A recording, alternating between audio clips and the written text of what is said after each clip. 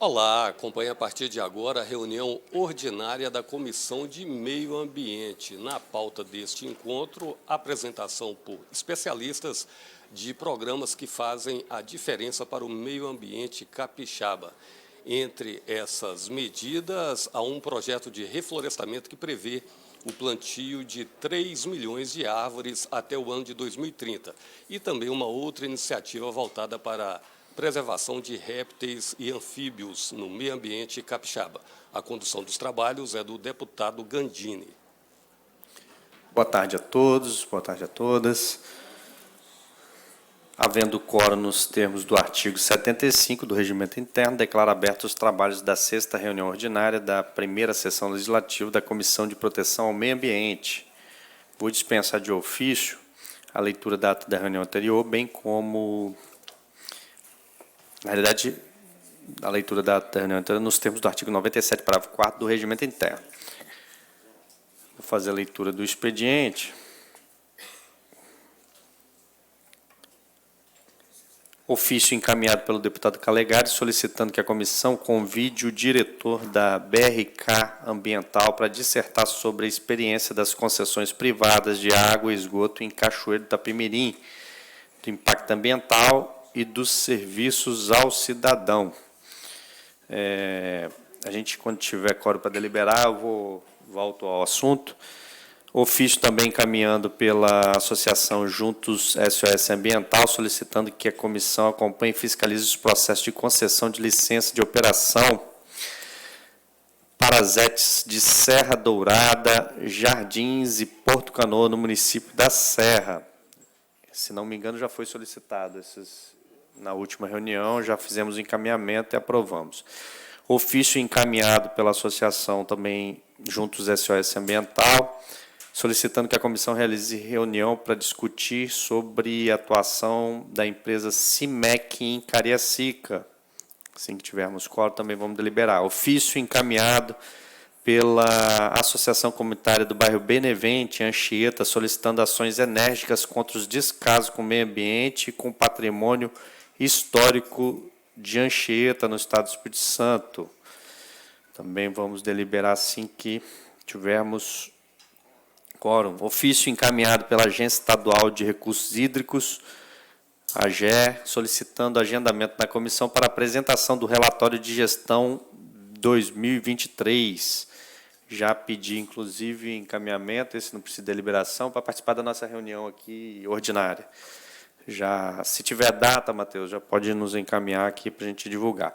Ofício encaminhado pelo deputado Lucas Polese, solicitando a realização de audiência pública no dia 21 de setembro de 2023, às 16 horas, para apresentar e debater no âmbito da Comissão Permanente estudos científicos sobre o tema impactos ambientais, sociais e econômicos da capitalização da CESAM. Também é outro que nós vamos necessitar, como não é ordinário, de quórum para votação. Já informei, inclusive, ao deputado que estamos em reunião, ele perguntou se teria reunião. A ordem do dia de hoje, nós vamos ter a apresentação dos projetos, de alguns projetos que são apresentados à nossa comissão e que a gente gostaria de tornar públicos e registrar aqui na nossa casa, projetos que estão em andamento por entidades no Estado do Espírito Santo, e a gente gostaria de divulgá-los, registrar na nossa TV Assembleia. Então, é o Movimento 2030, Plantando para o Planeta, e o aplicativo Geoplantio, que nós vamos ter uma palavra. Segundo, vamos ter também o projeto Terpeto Capixaba, Instituto de Biodiversidade Neotropical, e também o projeto Folha Composta, de compostagem urbana. Temos outras deliberações aqui também que precisamos fazer, mas vou fazer no momento em que a gente tiver o quórum específico e já passar diretamente ao registro das presenças. Eisen Monteiro, subsecretária da SEAMA, Fabiana Cruz, também subsecretária da SEAMA, obrigado aí pela presença da participação da SEAMA, representando aqui o secretário Felipe Riccone, também Thaís Volpe, também gerente de biodiversidade, está aqui conosco, Helenice da Silva, do Geoplantio, está aqui, Helenice? Está ali atrás. Maurício Gomes, do Comitê de Bacias do Rio Novo, Volmen mesmo, representando a secretária de Meio Ambiente de Cariacica, também está aqui conosco. Nosso vereador de Marechal Floriano, vou convidar o vereador para sentar aqui conosco, vereador, participar aqui. Não? Navar Bueno, vereador que está acompanhando aí nossa comissão mais de uma vez. Milena Deolinda, secretária de Ciência e Tecnologia do Espírito Santo, está aqui conosco. Da secretaria, né? Ou é secretária? Secretaria, tá bom. Vai que mudou, a gente não sabia, né? Eu vou convidar, então, nós estamos também aqui com o Carlos Humberto, né, que vai fazer a apresentação do Movimento 2030, Plantando para o Planeta, vou convidar para sentar aqui conosco. Tiago Silva também, Projeto Terpeto Capixaba, que vai ser o segundo a apresentar, ok? Instituto de Biodiversidade, e o João Pedro, do Folha Composta, que depois eu vou também convidar aqui para participar conosco. Antes, porém, Letícia Fonseca, também do Folha Composta, está aqui conosco. Antes, porém, vou passar à deputada Irine, que fazer uma consideração inicial da nossa reunião. Bom, boa tarde a todas, todos e todes, presidente. Eu só desejo que a nossa reunião seja bastante profícua. Os temas são fundamentais e, para nós, é importante tomar ciência aqui das informações, das demandas e das sugestões que certamente virão acompanhadas das falas dos nossos e nossas convidados. Então, boa tarde para todo mundo. Obrigado, deputada. Antes de passar a palavra, eu só vou dar um informe que a gente definiu essa semana, deputada Irine, e que fique registrado na comissão também, importante, porque os outros deputados, né, em algum momento podem assistir ou ouvir. Nós estamos com a tramitação do projeto de qualidade do ar, que a gente botou como uma meta importante de ter uma lei de qualidade do ar no Estado do Espírito Santo. Estamos discutindo já há alguns meses, o governo está com o projeto pronto, a gente pediu para discutir antes de enviar, então o secretário Felipe Rigoni, nós vamos ter uma agenda com ele, se Vossa Excelência quiser participar, eu vou abrir para a nossa comissão, participar com o secretário Felipe Rigoni na próxima semana, para discutir. Ele apresentou uma pré-minuta para a gente tem algumas considerações a ser feitas, e aí, na semana que vem, nós vamos ter essa reunião. A minuta está pronta, e a gente tem algumas considerações. Só que a gente queria aprovar uma agenda aqui, e é fruto quando chegar o próximo deputado, que no dia 31 desse mês a gente tenha uma ação mais clara, uma audiência pública seminário. A gente está conversando com o UFES, o Ministério Público, através do promotor Marcelo Lemos, as associações, né, de moradores e também as organizações sociais. Então, a ideia é que, no dia 31, durante todo o dia, a gente tenha momentos, o governo, né, através a FINDES ou as empresas, a gente vai fazer o convite, ver como eles querem se organizar, para que a gente tenha momentos nesse... Tudo bem? Obrigado, querido.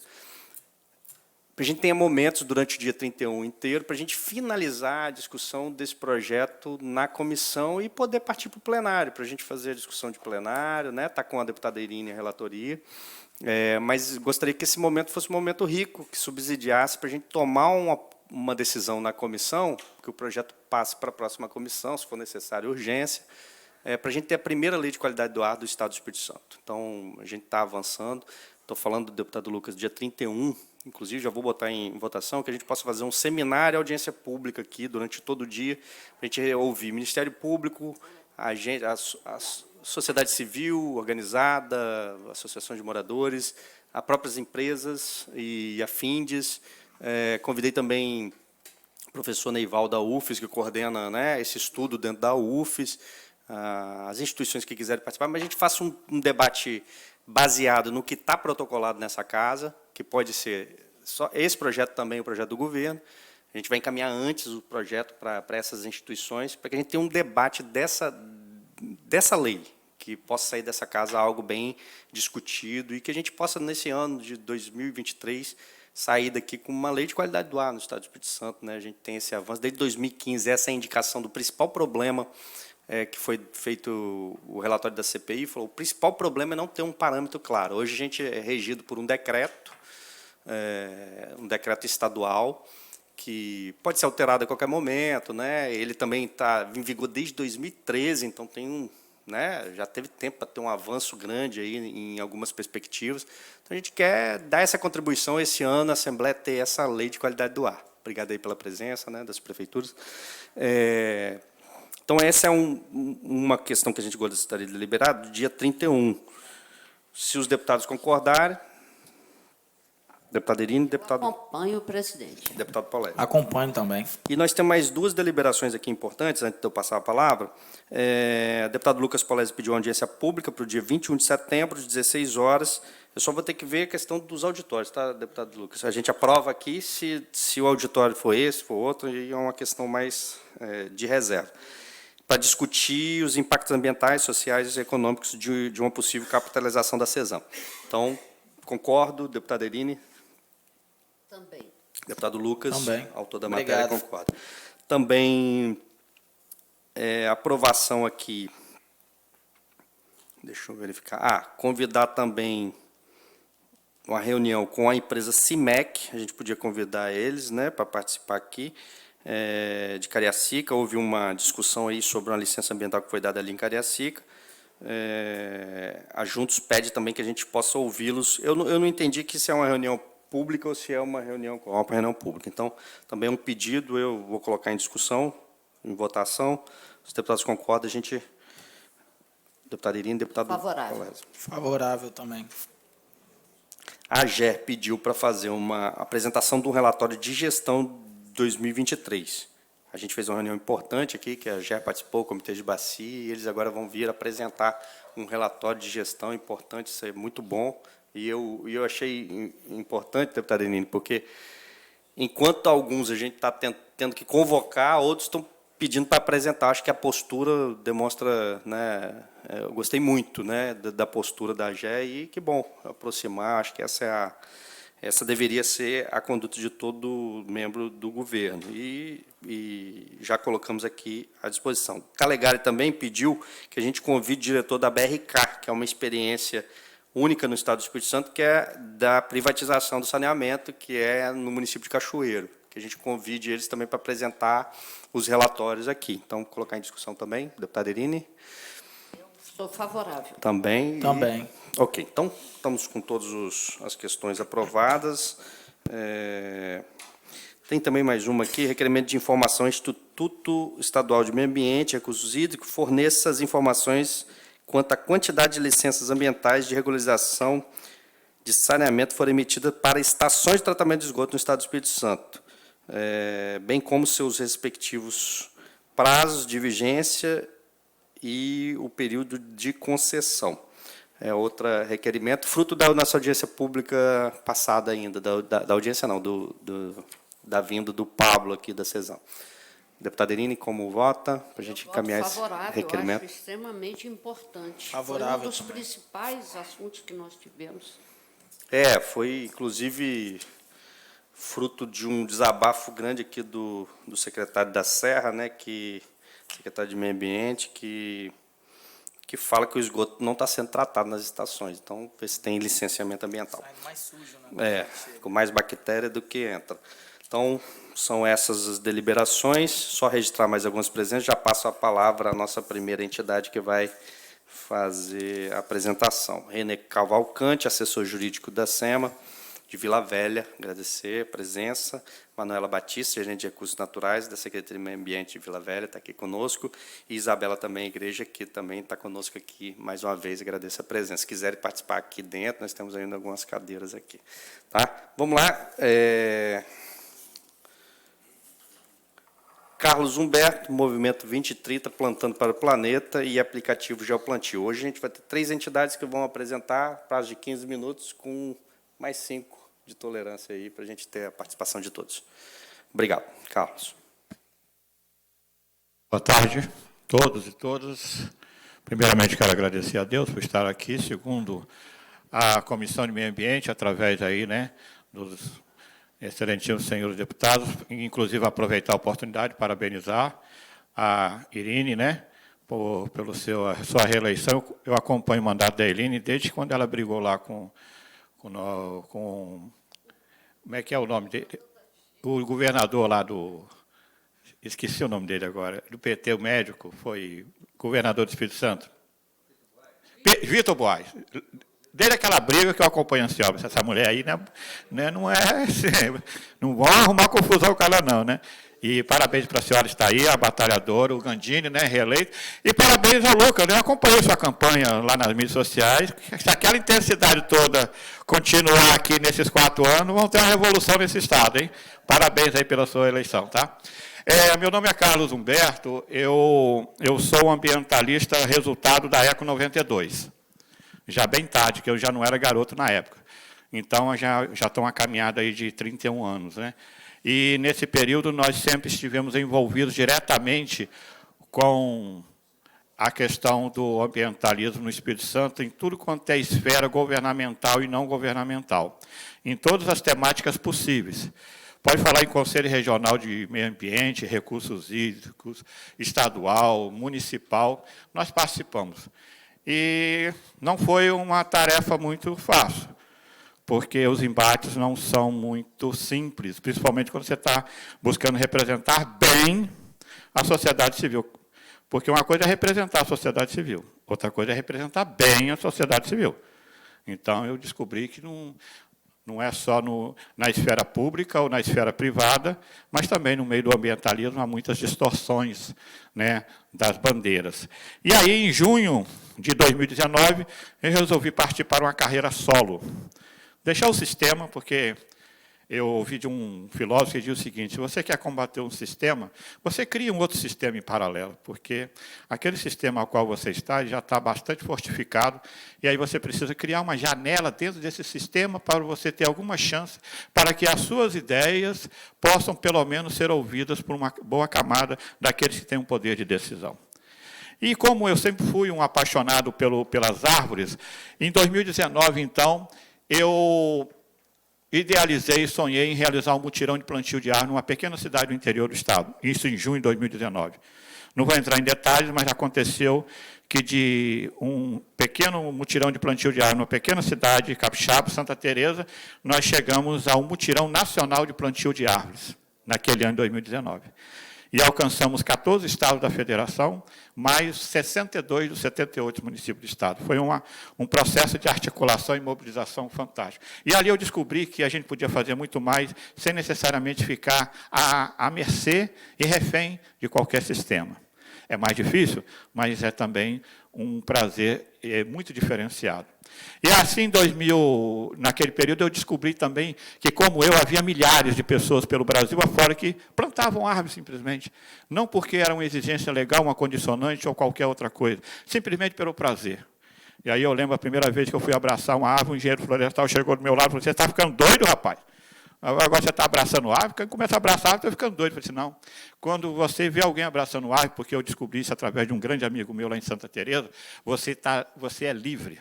A verdadeira liberdade está em você fazer aquilo que você gosta, prazeroso, que não faz mal a ninguém, pelo contrário. Faz bem não só a você mesmo, mas faz bem a quem está do seu lado e faz bem principalmente à coletividade. E mexer com árvore é mexer com água, é mexer com alimentação, é mexer com tanta coisa. E a partir de 2020, 2021, nós, por causa da pandemia, nós acabamos realizando o Encontro Nacional dos Plantadores de Árvore, online. Não sabia que tinha tanta gente sonhando, idealista como eu, nesse país afora. E aí, em 2020 e 2021, realizamos online. E em 2022, o ano passado, eu consegui realizar aqui o 3º Encontro Nacional dos Plantadores de Árvore, no formato presencial, no auditório do CREA, que é o nosso parceiro desde 2019, e fechando lá com chave de ouro, né? Com chave de ouro no Centro de Convenções de Vitória. Então, por isso que quando eu cheguei aqui, a primeira coisa que eu falei: agradeço a Deus. Estou aqui por causa disso. Porque eu estou acreditando num sonho que não é fácil quando você não está refém do sistema. Mas o preço pode ser muito maior, mas é muito mais leve para você pagar. E aí, em 2022, eu lembro, dia 5 de junho, no palácio lá do governo, naquela cerimônia que acontece todo ano, naquela oportunidade, o governador reuniu representantes de quase 30 instituições não governamentais, antes do evento, no salão anexo, e eu estava presente, fui convidado pelo secretário de Meio Ambiente anterior, E lá eu profetizei o seguinte, que eu queria lançar agora um mutirão estadual de plantio de árvore, focar só nisso. Cada estado eu já vi que tinha o seu... E aí nasceu a ideia, eu falei naquela reunião, quando o governador nos deu espaço para se apresentar. Falei, eu quero criar um mutirão para plantar 3 milhões de árvores aqui no Espírito Santo. 5 de junho de 2022. Comecei a trabalhar, articular para isso. E o CREA junto, apoiando, fizemos várias coisas. E aí, vamos lá. Vamos agora à apresentação de slide, que o pessoal já está cansado da minha cara. Vamos lá. O Plantio Brasil nasceu exatamente naquele mutirão nacional, que é uma rede que eu chamo de uma rede nacional de plantadores voluntários de árvore. Pode ir passando. Nós combinamos assim, né, que vai rodando, né? Aqui, assim, para aí, aqui é o relatório de 2019, os estados que nós alcançamos com o mutirão nacional de plantio de árvore. Agora vai para frente. O 60, tudo mapeado, tudo documentado, do jeito que eu gosto de fazer, tudo registrado através de planilhas de Excel e relatórios em Word e em PDF. Isso aqui, tudo isso foi feito, quando é um sonho, nada impede a gente, né? Foi eu e mais dois só que conseguimos fazer isso. Eu e esses dois, quem aqui já ouviu essa história, já deve ter ouvido outras vezes também. Eu e esses dois, nós ficamos 4 meses juntos. A gente dormia junto, agarrado um no outro. A gente tomava banho juntos. A gente comia juntos. A gente ficava grudado um no outro. Não tinha, nada nos separava, eu e eles. Porque era eu, meu computador e meu smartphone. Fazia articulação e mobilização através da internet. Com apoio à loja externamente. Porque vocês pensaram alguma outra coisa? Não, né? Mas então, é isso, continua. Vamos lá, os pontos verdes foram os municípios onde nós conseguimos mobilizar grupos locais para participar dos mutirões de plantio. Então, os municípios em vermelho nós não conseguimos um parceiro local. Entendeu? Então, foi assim, um trabalho intenso, mas foi muito, muito bom. Esses em vermelho, às vezes estão em vermelho porque não fizeram só depois do relatório. Mas, de qualquer maneira, esse é o relatório. E volta aqui. E o meu sonho agora é colocar verde em todos os 78 municípios. E eu tenho certeza que a Comissão de Meio Ambiente ao local é ideal. Tem o governo do Estado, tem a CEAMA, tem o Poder Executivo, tem o seu papel. Tem as ONGs, temos o terceiro setor, tem as empresas, tem. Mas tem o Legislativo, e através do Legislativo nós temos a Comissão de Meio Ambiente. Eu estou aqui por causa disso. E eu acredito nisso. Vamos lá? Porque meu tempo já está terminando. Rapidamente, pode passar, vai embora. Pode ir. Aí algumas imagens, pode ir passando. Isso aí foi em Cuiabá, isso aqui eu já não lembro mais, isso aqui foi em São Paulo, Itaguacetuba, isso aqui foi no Isso Montanha, isso aí eu não lembro. Isso aqui, bacana, são os pomeranos lá de Vila Pavão. Muito bacana, eu adoro aquele lugar. Outra foto, pode passar, fechou, vai embora. Bem, volta. Em 2020, eu não vou apresentar os plantios de 2022, vou apresentar os de 2019, o 23. Um dos que eu fiz nós fizemos, porque plantar árvore não é só para reflorestamento. Plantar árvore, você tem vários motivos. Um deles, nós trabalhamos com o Bosque da Memória. Um dos que nós fizemos foi lá em Ribeirão do Cristo, esse ano, em memória ao Douglas Pupim, falecido, né, em 26 de fevereiro desse ano. E, aliás, faleceu agora também, o irmão dele, o Gilson Pupim. Né? Então, foi um deputado estadual, deixou um legado bacana, um médico dermatologista, e nós tivemos a oportunidade lá no Ribeirão do Cristo, nas propriedades da família dele. Continua. Aqui o local, vai passando, o local lá do cemitério, das famílias, e nós fazendo o plantio, a igrejinha lá onde teve a missa, pode passar, parou aí, aqui é o CREFS. Olha só como é que está à frente do CREFS. Ainda está, né, porque o que nós plantamos lá é recente. Pode passar, isso aí é o CREFS, nós fizemos esse plantio esse ano também para arborização. Aqui já é na Anhanguera, na Faculdade de Anhanguera, em Guarapari, também com apoio lá da Band FM.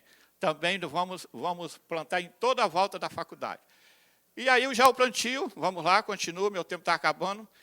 Bem, onde você está plantando? O que está acontecendo? Como é que estão essas plantas? Não tinha ferramenta nenhuma disponível.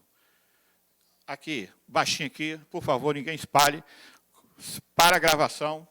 eu perguntei ao reflorestar, quantas árvores já plantaram? Está lá no manual. Ah, Carlos Humberto, nós plantamos 10 milhões, 12 milhões em 11 anos. Onde que está registrado? Não tem uma ferramenta digital, nem o governo do Estado tem. Eu falei assim, só sai, nós estamos trabalhando vamos nos juntar e vamos registrar esses plantios de árvore. Aí vamos passar, esse é o aplicativo já o plantio que nós estamos criando, que nasceu através de um financiamento da FAPES, do edital que nós participamos, e assim hoje o Geoplantio é uma startup capixaba. Já estamos cadastrados lá na Secretaria de Ciência e Tecnologia, e como startup, é a única startup capixaba que está diretamente criando uma solução para a área florestal. Vocês terem ideia. E olha que eu não sou engenheiro florestal, sou advogado ambientalista, viu? Mas eu estou cercado de excelentes profissionais na área florestal e de agronomia. Pode ir passando, entendeu? Eu já apresentei isso, mas a tecnologia... Pronto. Plantando, aqui chegou já no finalzinho. Diante disso tudo, esse é o mutirão estadual que nós queremos fazer até 2030. Plantar...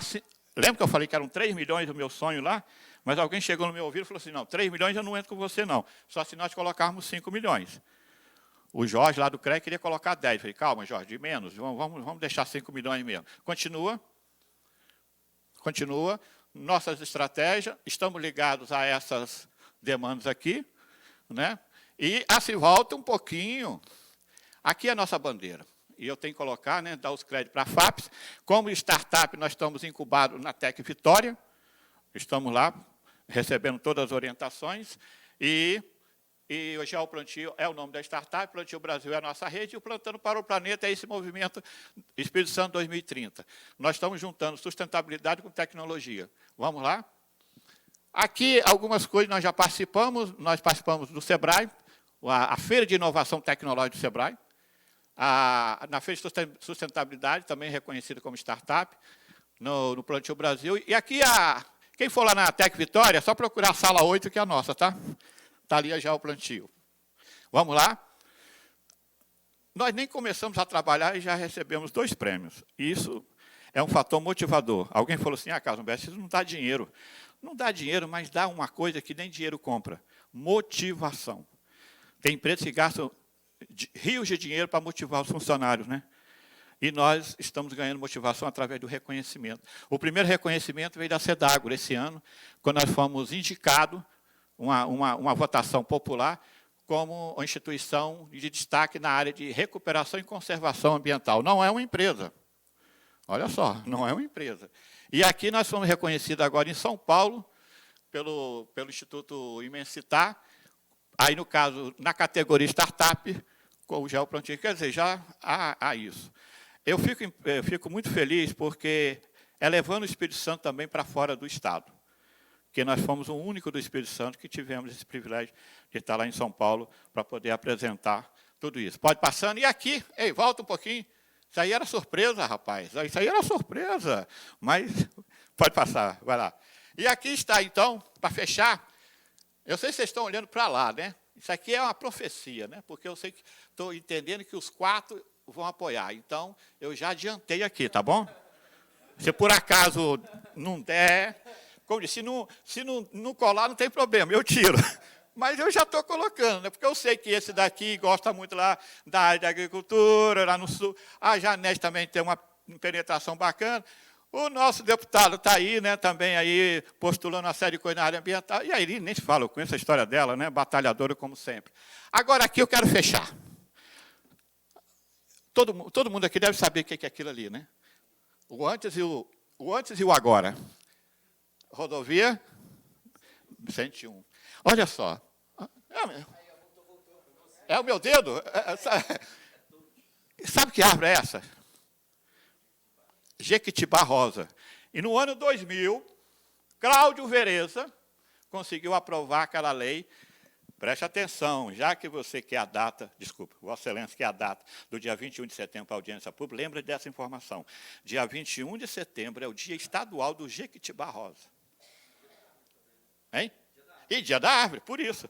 Tem o dia da árvore nacional e tem o dia do Jequitibá rosa estadual, porque é a árvore símbolo do Espírito Santo. Agora, quando eu olho isso aqui, eu pego a foto da Reta da Penha, tem uma coisa que eu não entendo. Porque para colocar a sede da Petrobras, de novo, mas é bom. Para colocar a sede da Petrobras, quebraram a Reta da Penha, não é mais Reta da Penha. Tudo bem, há uma necessidade, não vamos discutir isso. Mas o Jequitibá está ali, ó. É a árvore símbolo do Espírito Santo. Vocês sabem quantos anos tem essa árvore? Alguns falam que tem até 200 anos, é exagero, mas fala a história que é em 1940 que plantaram, alguma coisa assim, não vou entrar no mérito. Mas será que não merecia ser protegida? Não faz um desvio nessa BR aqui, porque se vê uma carreta lá, que não seja da Suzano, senão ela vai estar mal na foto, né? Uma carreta lá desvia e bate aqui, e aí? O símbolo estadual do Espírito Santo vai embora. Não tem outra espécie. E está ali, ó, a proteçãozinha dela. Isso, por isso que esse ano, e aí eu quero aproveitar o apoio aqui da comissão, nós temos que comemorar o Dia Estadual do Jequitibá Rosa. Está lá na lei de 2000, tem 23 anos essa lei. E aí, senhores deputados, sejam bem-vindos ao Plantando para o Planeta, eu os convido para participar desse movimento até 2030, porque vocês ainda têm esse mandato agora e tem outro ainda, né? Então, vocês aqui, até 2030, a gente está junto nisso aí. Muito obrigado. Obrigado, Carlos Humberto. Vou abrir os deputados que quiserem fazer alguma consideração. Não? Deputada Irine? Eu acho extremamente importante essa iniciativa. Certamente a nossa comissão vai acompanhar, apoiar.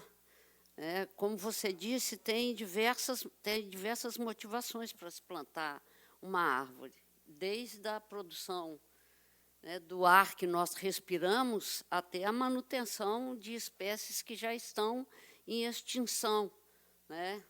Esse Jequitibá nosso aí nos dá muito orgulho toda vez que a gente passa lá. Então, eu quero parabenizar pelo trabalho feito e tenho certeza que essa comissão estará junto com vocês apoiando. Só uma pergunta. Olha, eu não sou tão briguenta assim, igual ele falou, só um pouquinho, tá? Já foi mais, né? Já.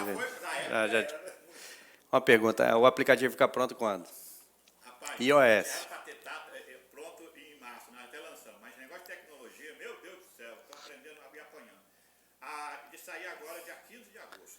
Antes do dia da árvore, está... Porque dia da árvore nós vamos ter que plantar muito, é isso aí. Aliás, nós queremos ver, tem até um projeto de um amigo nosso, que é de Guarapari, a gente reforçar, o sonho dele é ter um Jequitibá Rosa em cada município do estado do Espírito Santo. Podemos até trabalhar, apoiar isso. Aqui, esqueci, aqui é o site, tá? Sim. Utiliza o microfone só para ficar registrado. Ali, esse aí é o site, plantandoparoplaneta.eco.br. .eco.br.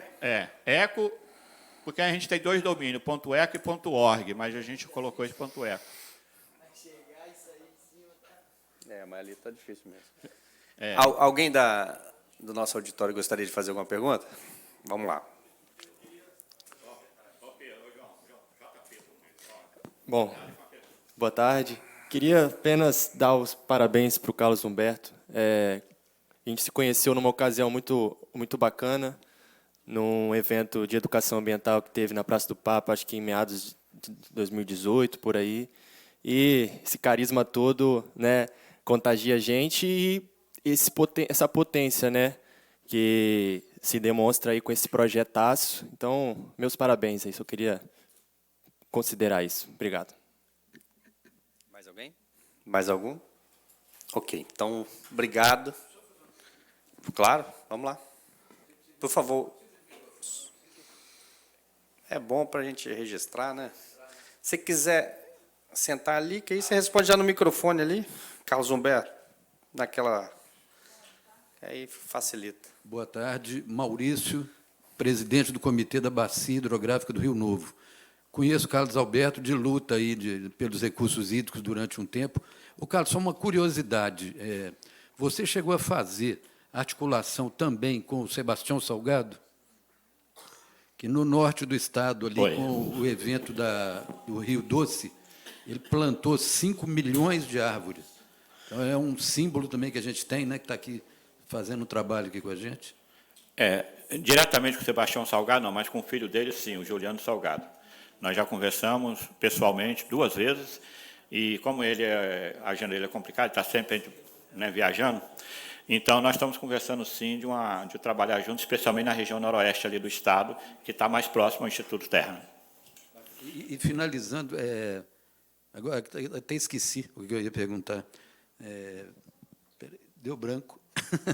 Fica para a próxima.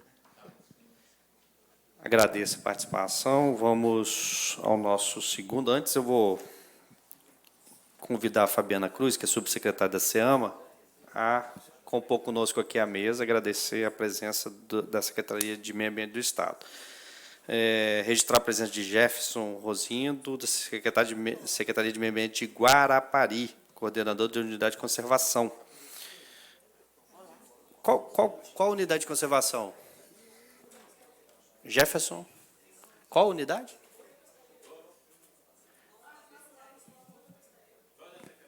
Ok. Morro da Pescaria. Tiago Silva vai fazer a nossa apresentação aqui agora, do projeto Terpeto Capixaba, e registrar a presença também de Beatriz Brito, que também é do Instituto Biodiversidade Neotropical. Tiago, com a palavra. Certinho, obrigado. 15 mais 5, Tiago.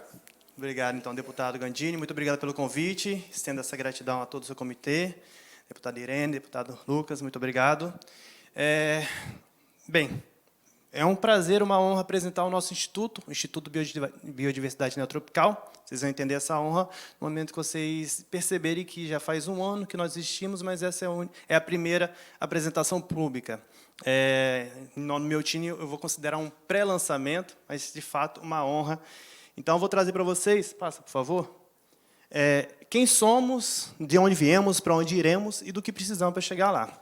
Então, muitos de vocês, talvez, que está ligado mais na área de ambiental, e eu faço aqui uma pausa, né, eu vou estar falando entre dois grupos que trabalham com plantas, e eu vou ter uma missão de falar de sapo, cobra, perereca. Então, mas é uma missão transformá-los em fofofauna, que a gente brinca dessa forma, né? Criar empatia, criar responsabilidade ambiental com esses seres que são tão estigmatizados.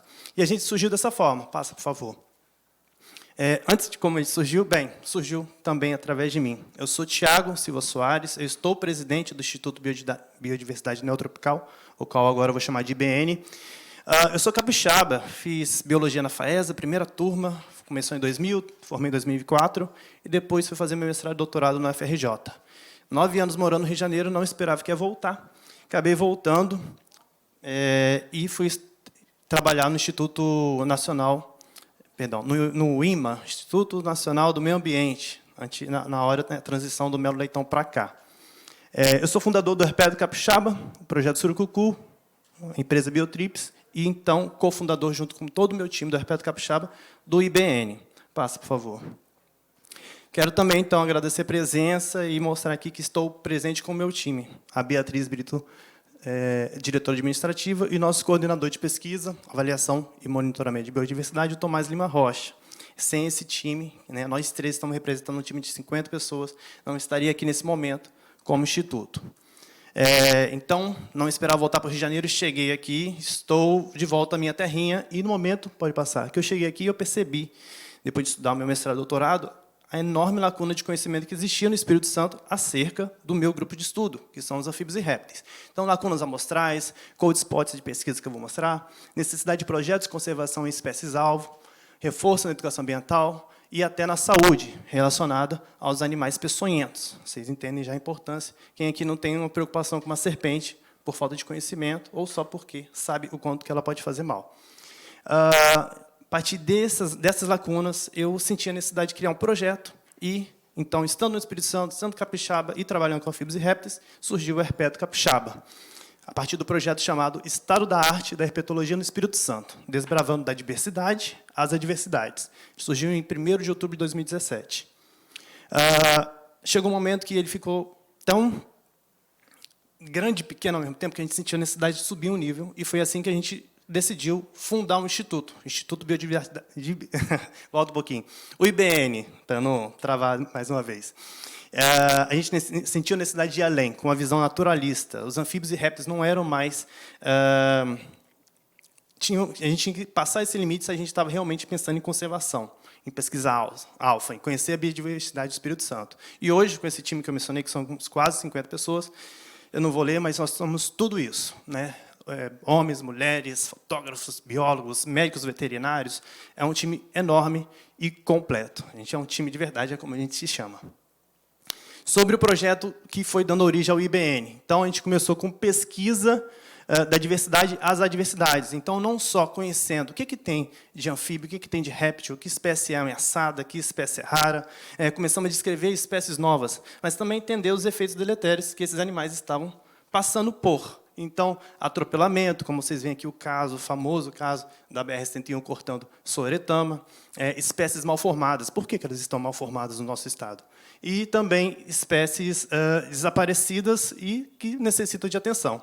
Quando eu falei de cold spot de amostragem, olha só que interessante. No Espírito Santo todo, onde está vermelho, é onde se concentram as pesquisas de anfíbios e répteis no nosso estado. Então, tem muito ainda a se conhecer, a se descobrir. E a gente começou a ir nesses pontos, e começamos a achar espécies novas, registros que tinham em todo o Sudeste e Bahia, mas não tinha no Espírito Santo. A gente começou a descobrir de verdade a nossa fauna de anfíbios e répteis do Espírito Santo.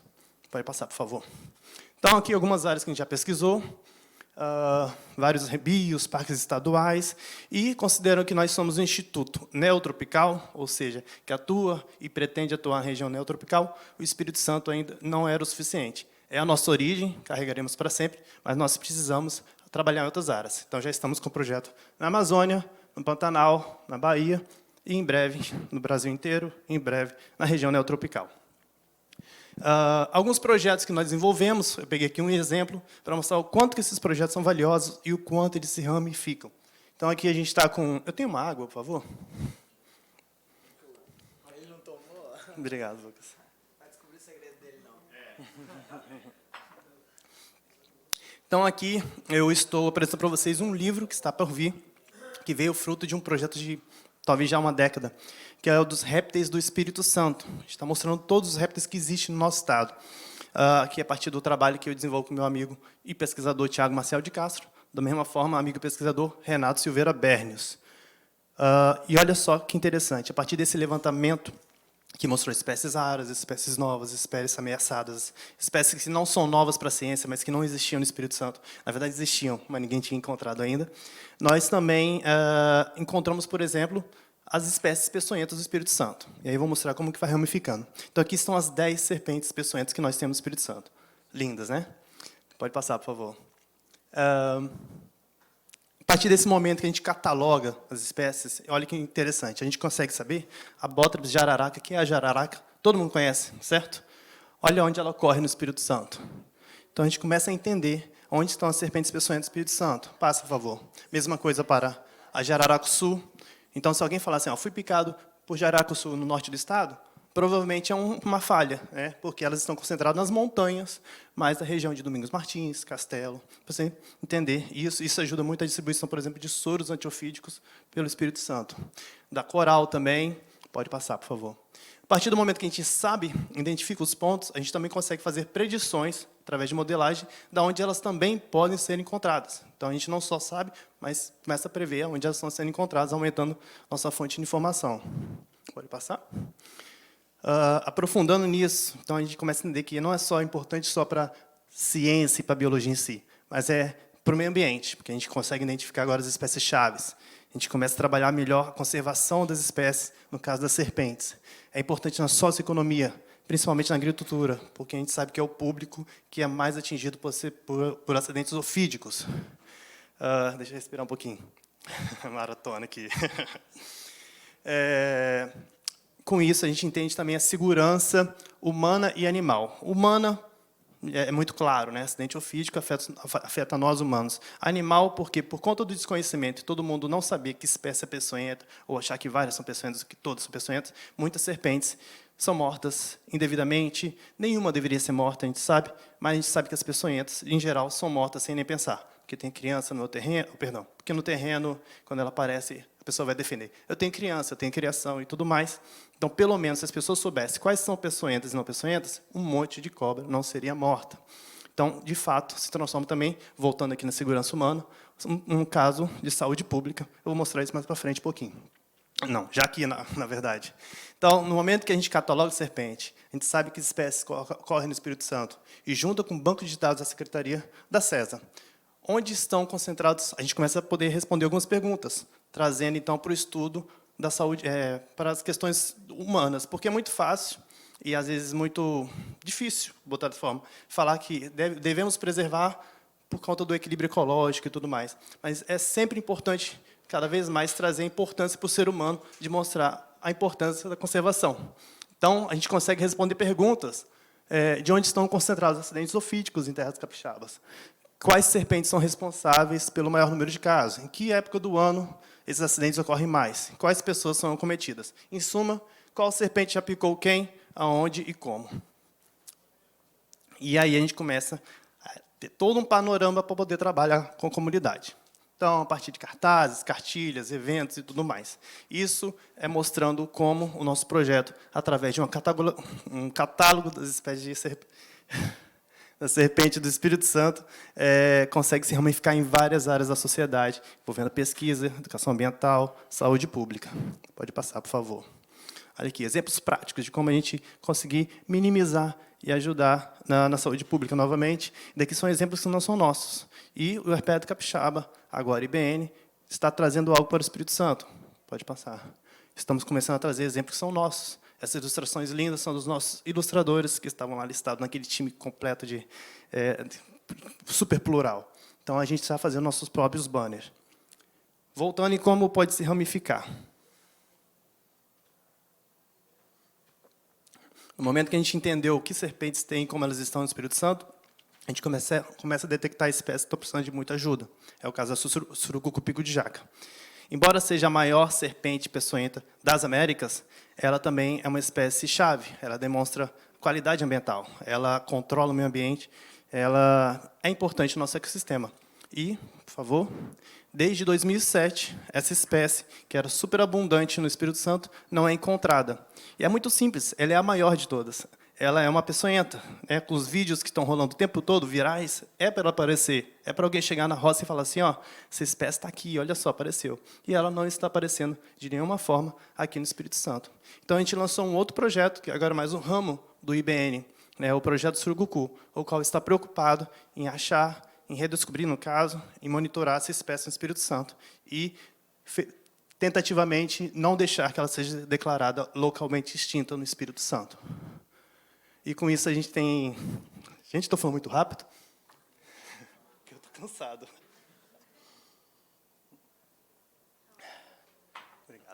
Obrigado. Então, a gente, já aqui na parte de... Entrando na difusão científica, que é a comunicação entre a ciência e o público, a comunidade e o leigo, nós trabalhamos de uma forma muito apaixonada. Uma palavra que pode definir o nosso projeto, e eu seguro um pouquinho para não emocionar, é a paixão que a gente tem pelos anfíbios e répteis. É por isso que nós nos unimos e é por isso que a gente trabalha até hoje voluntariamente. Já tivemos alguns apoios, a FAP é um grande responsável por esse apoio, mas nós somos daquele tipo guerreiros, é um projeto guerreiro, que agora é um Instituto Guerreiro, mas a gente não pode mais continuar como voluntário. Mas ainda mostrando essa trajetória que nós temos, aqui alguns exemplos, inclusive, temos uma cerveja da Surucucu, que foi feita em prol dessa ação do projeto Surucucu. Pode passar, por favor. E aí, aprofundando no momento de difusão científica, nós fazemos muita questão de aproximar a comunidade, o público leigo e os tomadores de decisão da ciência. É muito importante, a gente tem que facilitar essa linguagem, e a gente trabalha muito forte nisso. É uma das nossas principais atuações. Então, a gente tem um site muito completo, em constante desenvolvimento. Pode passar, por favor. Nós produzimos documentários, ou mini-documentários, de 3 a 15 minutos. Esses são os nossos 3. Com muita garra, nós fomos para campo, gravamos com celular ou com material emprestado e contribuímos aí com a ciência acerca dos anfíbios e répteis do Espírito Santo. Pode passar. Nós também colaboramos de forma mais... com a mídia, com a televisão, com o Globo Repórter, com o G1. Então, a gente participou daquele especial do Caparó. Quem lembra, eu era aquele biólogo sem cabelo que estava falando do sapinho e do gatinho lá do Caparó, que só existe naquela região. O Herpeto Capixaba foi realmente chamado para falar da nossa biodiversidade para a rede nacional. Pode continuar. Atuamos forte no Instagram, a gente tem um público que começou a se tornar apaixonado pelos anfíbios e répteis e pelo nosso projeto, pelo trabalho que consideramos estar desenvolvendo muito bem. E com isso, pode passar? Bem, ainda não com isso. Isso foi crescendo tanto que a gente não deixou a ciência parar durante a pandemia. A gente desenvolveu 39 lives, o tempo todo conversando sobre ciência, da forma que nos era permitido, enquanto a gente não podia sair de casa. Pode passar? Difusão científica, a gente facilitando essa linguagem, né, entre, novamente, ciência e o público leigo e tomadores de decisão.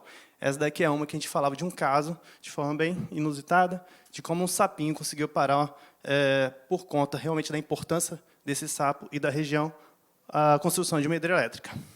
Pode passar. Então, mostrando nosso YouTube com muitos vídeos. Pode passar. E aí que eu chego naquela parte. Nossa imagem estava tão forte e a gente sentindo, né, que nem o meu parceiro falou antes, assim, né, estava sendo recompensador e nos motivava, que a gente resolveu fazer um congresso, sem nenhuma experiência, sem nenhuma grana, e a gente conseguiu, em 3 edições seguidas, sem descanso, a primeira em 2019 de forma híbrida, presencial e online, e as 2 últimas, por conta da pandemia, online, juntar, pode passar, por favor? 1.444 pessoas para falar sobre anfíbios e répteis. Então, a gente é considerado o 2º maior congresso de anfíbios do Brasil, depois do congresso oficial, e a gente conseguiu isso de forma bem guerreira e de forma bem capixaba, apresentando os 2 últimos eventos da minha casa em Guarapari. Simples assim, para todo o Brasil. O 2º, inclusive, teve 850 inscritos e atingiu todos os estados brasileiros, todos, incluindo, enfim, todos o Distrito Federal também.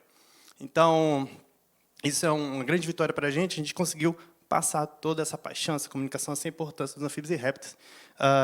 Esses congressos se transformaram num capítulo de livro, que já passou, e não só isso, mas a gente conseguiu compilar várias informações desses congressos e também produzir o livro. Nosso livro que foi lançado, acho que semana passada. É um livro que tem 16 capítulos e fala de herpetologia do Brasil. Está aí já trazendo a grandiosidade e o potencial que nós temos como IBN. É o que a gente quer alcançar cada vez mais. Então, bem, vários livros, produções que nós estamos produzindo, fazendo. E aqui eu acho que já entra na fase que onde a gente quer chegar, onde a gente precisa de apoio. Então, não, ainda não. Daqui eu estou mostrando, desculpa, tudo que nós estamos produzindo. Só um segundo, calma aí, eu sei que estou adiantando, mas segura aí. Então, mostrando, ele passou ali tudo que nós temos produzido. É realmente um projeto que tem atuado de forma muito veemente. Então, cursos, capacitação, treinamento com bombeiros, enfim, pode passar. Vários mais livros em andamento. A gente publica artigo de verdade, temos espécies novas sendo descritas no Espírito Santo. E chegou aquela hora que o Herpeto Capixaba não dava mais para abraçar nossos sonhos, e com isso nós nos tornamos o Instituto Biodiversidade Neotropical. Pode passar. Como eu falei, desde 5 de julho de 2022 nós existimos, mas essa é a nossa primeira apresentação pública. É realmente uma honra estar aqui diante de vocês, mostrando nosso projeto, nosso trabalho. Então, nós somos... Pode passar? É isso. Para onde iremos? Mas o que a gente quer ser como instituto? O que são nossas intenções? Então, um instituto de pesquisa e conservação, uma incubadora de projetos como o Herpeto Capixaba. O Herpeto Capixaba fundou o instituto e agora o instituto abraça o Herpeto Capixaba da mesma forma que, ramificando, também abraça o projeto Surucucu e quer abraçar outros vários projetos. A gente quer difundir conhecimento, estreitar laços entre a ciência, tomadores de decisão e população, com base em nossos pilares: educação, pesquisa, conservação e difusão. Pode passar. E hoje, a gente não trabalha somente com anfíbios E hoje a gente não trabalha somente com anfíbios e répteis. A gente trabalha com aranhas, eu botei só a teia por causa dos aracnofóbicos que tem aqui, bicho-pau, caracol, esperança, minhoca, peixe, mamíferos e, em breve, aves e tudo mais que um instituto com a visão naturalista pode abraçar. Isso de forma, inclusive, o quanto que a gente perde informação no momento que a gente vai para um campo, para o mato, e só enxerga o nosso objeto de estudo. Eu estava sentindo muito isso. Eu, como naturalista, tipo assim, imagina quantas espécies eu estou vendo, eu posso ajudar outros especialistas, eu posso usar melhor o dinheiro público, o dinheiro que está vindo de alguma forma, e ajudar na ciência, na conservação. Então, o Instituto está abraçando dessa forma, a gente poder contribuir mais com a ciência. Pode passar? Nossas maiores dificuldades, a gente teve reuniões recentes agora, e a gente viu o que está atravancando o progresso do IBN. Então, nós, inclusive, estamos com o financiamento da FAPES, é um financiamento que, embora tenha o dinheiro, se mostrou difícil de ser utilizado. E um dos principais era o transporte, por exemplo. Então, o transporte e deslocamento para as atividades. E aí, em seguida, a gente não estava tendo equipe para ir para campo, os alunos estavam sempre procurando outra forma de ganhar a vida, de ganhar o dinheiro, às vezes trabalhando em restaurante, estudando biologia, trabalhando em restaurante, estudando biologia e dirigindo, estudando biologia e tomando conta de cachorros, e estaria tudo bem, só que a gente perde uma força muito importante no nosso projeto, quando a gente não tem uma bolsa, um honorário ou uma verba para pagar um serviço terceirizado desses alunos e profissionais, e, enfim, de todo a equipe que está junto com a gente. Então, a gente também tem dificuldade em manter os nossos projetos em andamento. Sempre uma luta, ir de edital para edital. Com mais financiamento, a gente consegue promover mais ações de educação ambiental e ciência cidadã, assim como trabalhar esses livros prontos e os outros que estão em avançado desenvolvimento. E o principal, a gente sempre fala que o Herpeto Capixaba e agora o IBN mora em nossos corações, porque é verdade, a gente não tem uma sede, a gente não tem onde se encontrar, onde se reunir. É uma das dificuldades. O carro agora a gente já tem, estou pensando até em manter a parte de trás desse camburão, para os alunos que não estiverem indo muito bem. Mas a gente precisa agora botar ele, foi liberado, agora precisa botar ele para funcionar. Foi, inclusive, por intermédio do deputado Luciano Machado, que deu essa força, e agora a gente precisa desse camburão indo para campo. Nossa sede, como a gente imagina, para vocês terem a visão de quanto a gente quer que o IBN cresça aqui no Espírito Santo, que seja a nossa casa, a nossa base. Uma sede com auditório, com exposição permanente e temporária, uma coleção científica, laboratórios com lupas e computadores, laboratório de análise molecular, uma fonoteca, uma biblioteca, incluindo as virtuais, mantenedor de animais resgatados, assim como, e muito importante, reprodução e reintrodução de espécies ameaçadas, talvez já extintas na natureza, assim como alojamento, para a gente poder receber a nossa equipe, que eu não mencionei, mas por conta da gente ser, viver em nossos corações e ser de uma forma online, a gente tem membros de todo o Brasil, o que traz essa pluralidade para nós. Então, alguns dos livros que a gente já tem pronto, prestes a serem impressos ou finalizados,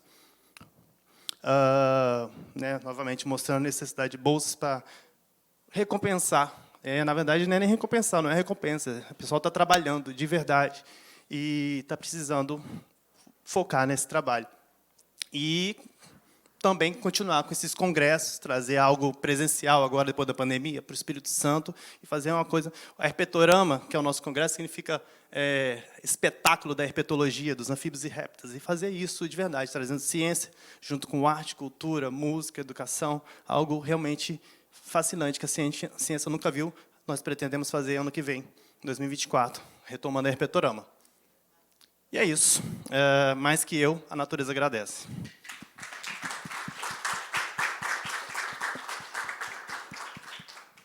Agradeço, Tiago, pela participação. Deputada Irine, gostaria de fazer alguma consideração? Gostaria de fazer uma pergunta, além de parabenizá-los pelo trabalho e pela... A coisa que mais marcou a sua exposição aí para mim foi a determinação. Vocês já têm convênios, já têm parcerias acertadas com prefeituras, com o governo do Estado, principalmente na área de preservação e também a área de saúde? Não, não temos. Esse momento aqui é realmente uma tentativa, uma busca de abrir portas nesse sentido. Mas não temos, não. A resposta é bem simples. Nós temos parceria com outras instituições de pesquisa, enfim, UFES, Butantan, mas não com as instituições governamentais. E precisamos, para continuar tocando isso tudo. Está respondido para mim. É lamentável que ainda não tenha. Esperamos poder contribuir para ter, porque um instituto desse faz uma diferença muito grande Gratidão. na elaboração e fiscalização das políticas públicas de preservação e de preservação da vida humana, preservando outras espécies. Perfeito, Né? perfeito. Então, Obrigado, deputada Irana. obrigada e pela exposição. Mais alguém gostaria? Primeiro, parabenizá-lo, né? Muito obrigado. Realmente, nós estamos no mesmo time em lugares, endereços diferentes, né? Eu vi. Bom, parabéns mesmo, né? Pessoas como você, só motivo mais a gente que a gente também está no caminho certo. E interessante que, ouvindo você, eu falei assim, poxa, eu também estou fazendo alguma coisa ali. E ele também está fazendo alguma coisa aqui. Porque tudo é uma questão da biodiversidade, isso é uma questão de biodiversidade, né? Tudo isso nós estamos falando. E aí eu faço, então, a pergunta. Vocês têm, por exemplo, alguma informação de áreas prioritárias para recuperação, né, florestal, porque é fundamental para a sobrevivência e a preservação das espécies? Tem algum estudo nesse sentido dentro do Espírito Santo? Porque eu pergunto para justificá-la, até uma possível parceria. Ora, nós vamos definir áreas de plantio dentro do nosso projeto e poderá ser também uma forma de definir essas áreas a partir dessas, né, dicas de vocês. Uma pergunta muito interessante. Nós temos assim, um banco de dados enorme dos anfíbios e répteis que mostram várias espécies que são espécies-chave, seja elas raras ou ameaçadas, que estão, por exemplo, em borda de mata e que não são naturais de borda de mata. Então, que a gente poderia, sim, trabalhar junto, replantio, exato. Então, a gente pode, sim, estreitar esses laços e conversar. Maravilha. Mais alguém?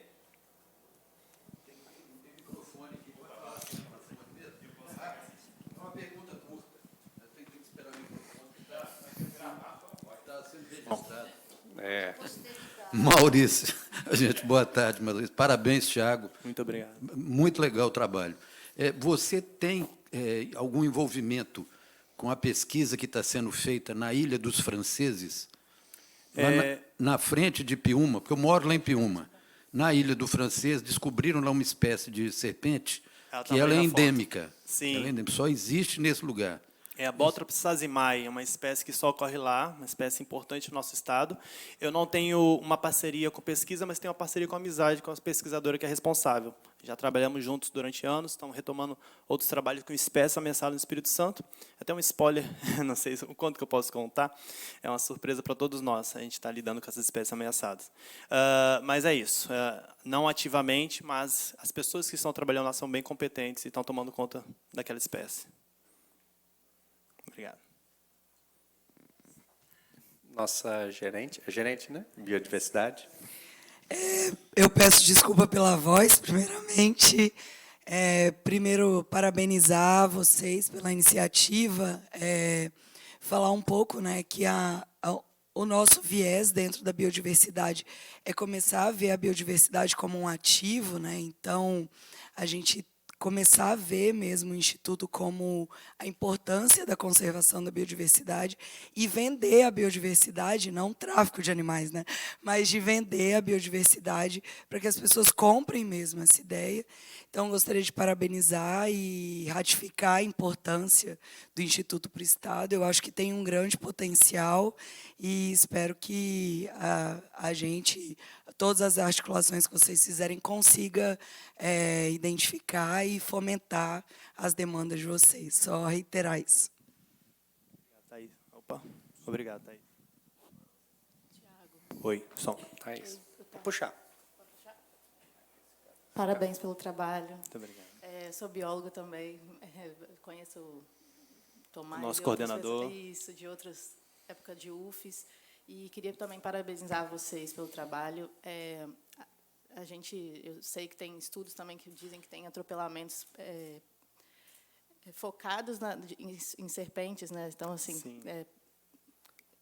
a gente sabe desse impacto também nas serpentes aqui no nosso estado, de atropelamento de serpentes. E dizer que a gente está à disposição para conversar e fazer parcerias, a gente falar para a Thaís, a gente agendar uma reunião para a gente conversar, e também perguntar se vocês têm algum estudo, ou grupo de estudo que foca nessa questão dos bioativos, né, talvez de veneno das serpentes. Então, tem algo vinculado a isso dentro do Instituto, ou vocês nunca pensaram? Como que... Nós temos em parceria, sim, com a USP. Nós temos bastante parceiros dentro e fora do Estado. Então, a USP é um deles e a gente trabalha com eles com princípios bioativos, com comportamento defensivo de serpentes peçonhentas, assim como a ação do veneno em alguns animais. Enfim, é um tema que temos especialistas dentro do projeto para discorrer, mas sim, temos, mas não sendo aplicado no Espírito Santo, que é algo que a gente pode começar a pensar agora.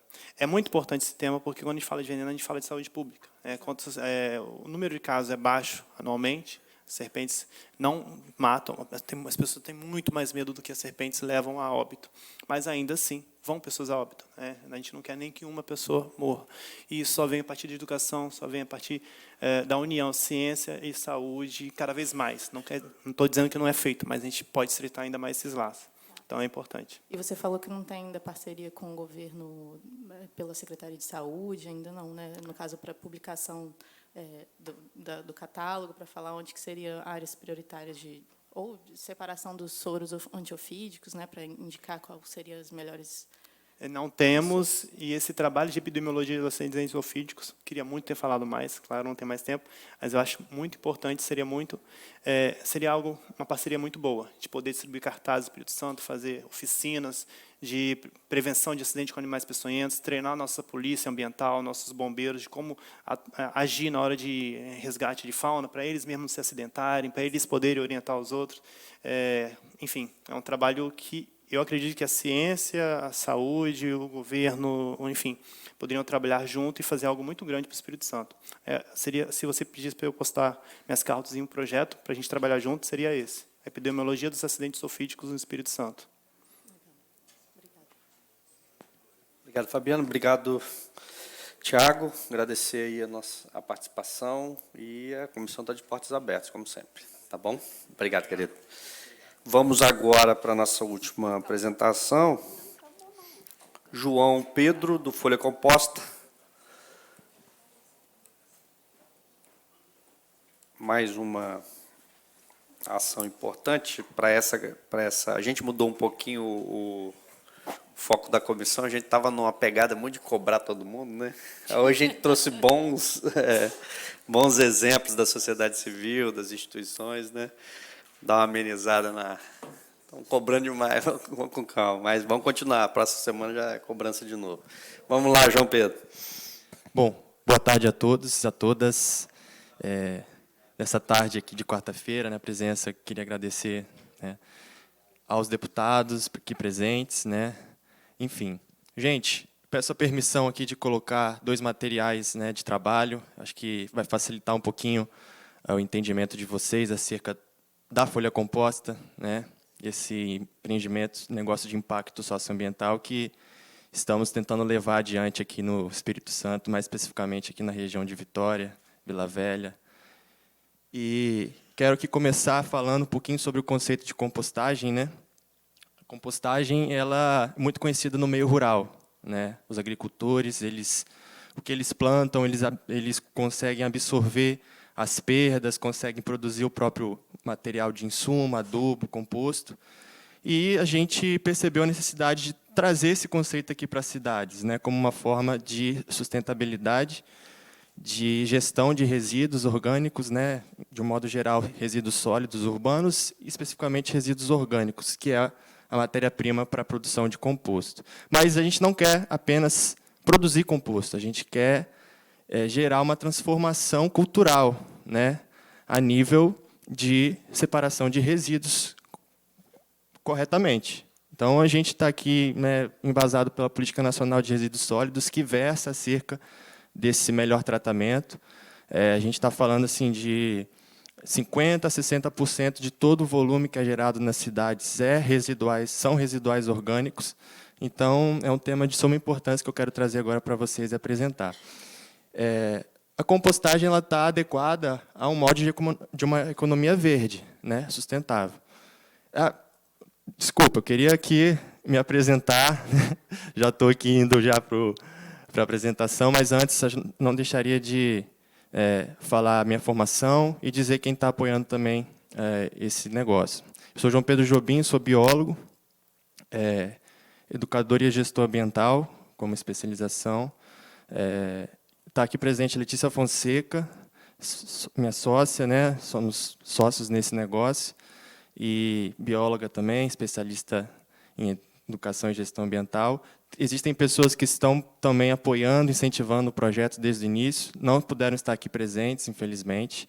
Eu quero considerar aqui a participação do Márcio Andrade Lima também, ele representa o Instituto Movive, está apoiando o projeto, e representa também o movimento ODS, né, nacional, e mais especificamente aqui do Estado do Espírito Santo. Outras pessoas importantes também que é legal a gente considerar: Marília Debanet, um abraço forte para Marília, apoiadora, incentivadora, e Cristina Pupim, também, ambas representando o Instituto Movive. Bom, então a gente está falando de transformação, né, pessoal? Uma transformação que deve ser pensada aqui no contexto urbano. Pode passar, por gentileza? Não podemos deixar de falar que esse movimento da compostagem no contexto urbano surgiu a partir de um case lá de Florianópolis, Santa Catarina. E foi a partir de uma demanda, de um problema de saúde pública, que um determinado bairro de Floripa, numa comunidade chamada Monte Cristo, começou-se, então, a levantar lideranças, pessoas que pensam ativamente, que se relacionam e que, né, que fazem acontecer, né, um trabalho assim. Então, pode voltar um pouquinho? Lá em Floripa, em 2008, surgiu a Revolução dos Baldinhos. Por isso que eu trouxe aqui esse símbolo, que é um símbolo de transformação que cada pessoa pode ter, que cada entidade pode adotar na sua rotina de trabalho, na sua casa, na sua residência. E lá em Floripa aconteceu, então, um movimento de gestão comunitária de resíduos orgânicos. A comunidade estava estava vivendo uma crise ambiental de proliferação de doenças, entre outros, porque os resíduos orgânicos, misturados com outros tipos de resíduos, estavam ali contaminando pontos viciados da comunidade, estavam expostos, e começaram a fazer uma revolução lá, a partir dos baldinhos, e aí entrou aí a parceria com o poder público, com entidades privadas. Então, transformou-se a realidade da comunidade.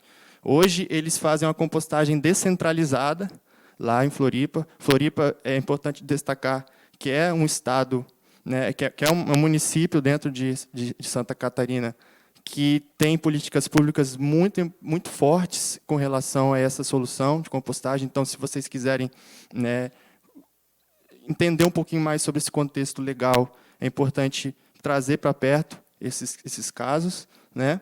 E então começou esse trabalho magnífico. A gente foi inspirado por esse trabalho. Lá em 2019, a gente começou, né, fazendo uma gestão interna na nossa residência. Somos biólogos, passamos horas e horas mexendo em plantas, né? A gente é mais puxado para essa área de botânica. E a gente foi vendo que, a partir do nosso resíduo diário, cascas de frutas, legumes, verduras, borra de café, a gente conseguia ressignificar internamente, fazendo uma gestão doméstica ali, através de uma composteira. Esse baldinho aqui não é uma composteira, eu vou explicar por quê. Mas a gente percebeu, então, que a gente podia, então, estender esse movimento, né? A gente via nossos familiares, amigos, né, interessados, a gente começou a produzir nossas primeiras parcelas ali de adubo, etc. Falou, poxa, que legal, vamos estender esse movimento. Aí surgiu a ideia de abrir um CNPJ e começar um movimento embasado na Revolução dos Baldinhos e outros empreendimentos Brasil afora. E, a partir daí, a gente começou a puxar familiares, amigos próximos. Isso foi tomando uma proporção que a gente hoje está administrando, né, um negócio de impacto, atuando em Vitória e Vila Velha, a princípio, né? E a gente oferece, então, um serviço de coleta personalizada. A residência, a pessoa, o condomínio, eventos, empresas, órgãos públicos, né, podem ter um sistema assim, A gente vai educar ambientalmente acerca da separação correta dos resíduos. Aqui dentro, ou em outros recipientes maiores, de acordo com a demanda, eles vão passar a separar todas as sobras orgânicas, igual eu falei, casca de fruta, legume, verdura, borra de café, guardanapo. Não tem assim muito critério aqui, não. Claro, não pode estar contaminado com outros resíduos sólidos, né? Plástico, metal, vidro, entre outros, que só vai residuais orgânicos in natura. E a gente passa a fazer a coleta. Então, nosso time, começamos, né? Como eu falei, João Pedro, Letícia, eu já falei minha formação junto com a dela. Nós somos membros fundadores da Associação Brasileira de Compostagem. Como eu falei, são empreendimentos espalhados pelo Brasil inteiro. Empresas, ONGs, empreendimentos pequenos. Mas a gente, então,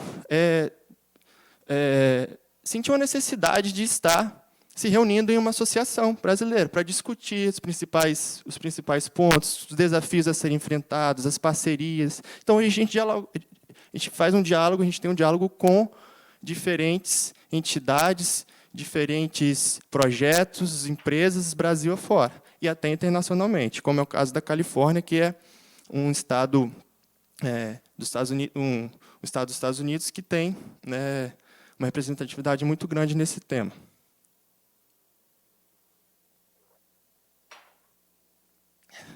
Importante citar que a gente também faz um acompanhamento do impacto. A gente tem tudo planilhado, a gente pesa todo o material. E, claro, tudo isso, ao invés de ir para o aterro sanitário, ser enterrado e gerar, principalmente o gás metano, CH4, que é 20 vezes mais poluente que o próprio gás carbônico, a gente está desviando a via. Em vez de ir para um local ser enterrado, ou para um lixão, ou para um ponto viciado, etc., a gente está desviando a rota, fazendo a compostagem, e isso gera um impacto de carbono equivalente.